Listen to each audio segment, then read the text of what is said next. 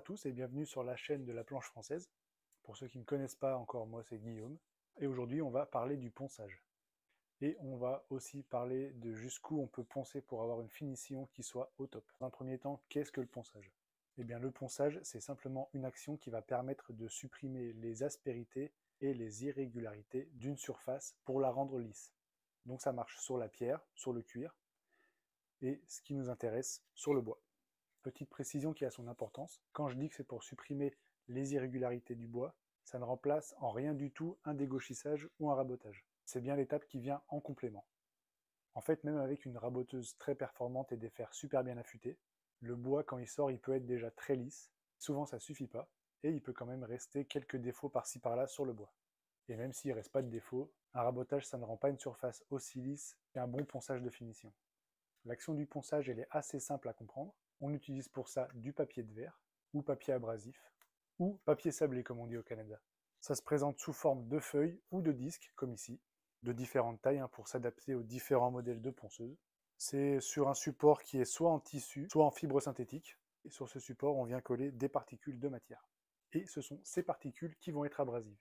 En fonction de ce qu'on veut poncer, ces particules elles vont être dans différentes matières. Il en existe en diamant, en acier, et pour le bois, ce sont des particules de grenat. C'est une espèce de minéral. Bref.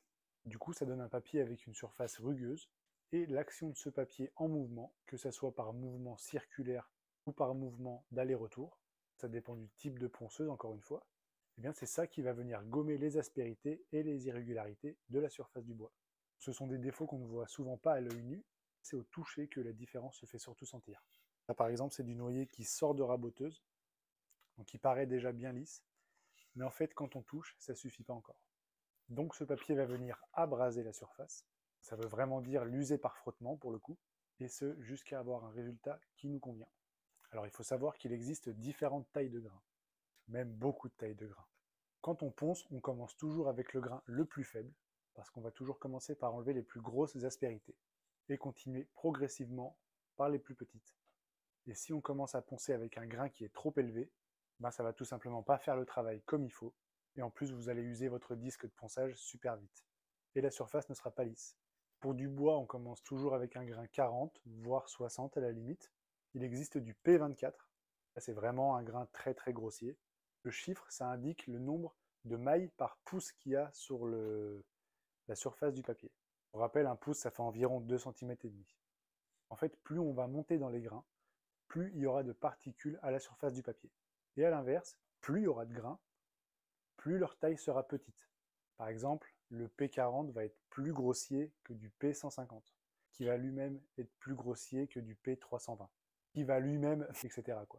Et en fait, plus la taille des grains va être petite, plus on va pouvoir gommer les petites aspérités.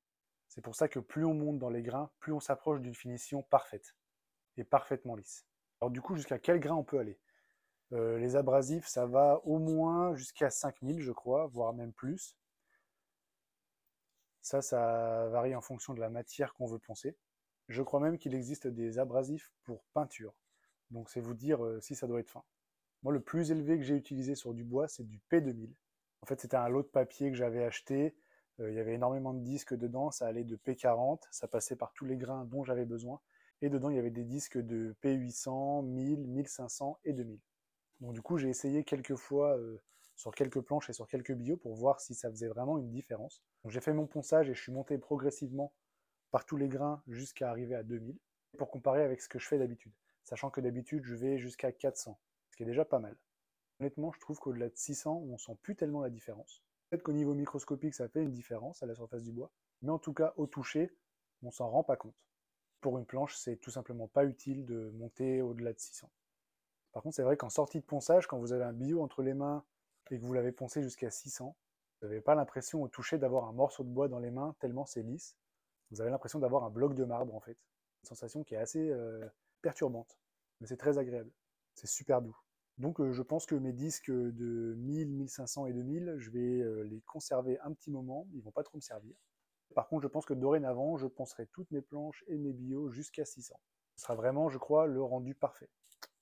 Pour ce qui est de la poussière, c'est important de le préciser parce que le ponçage, ça génère vraiment pas mal de poussière.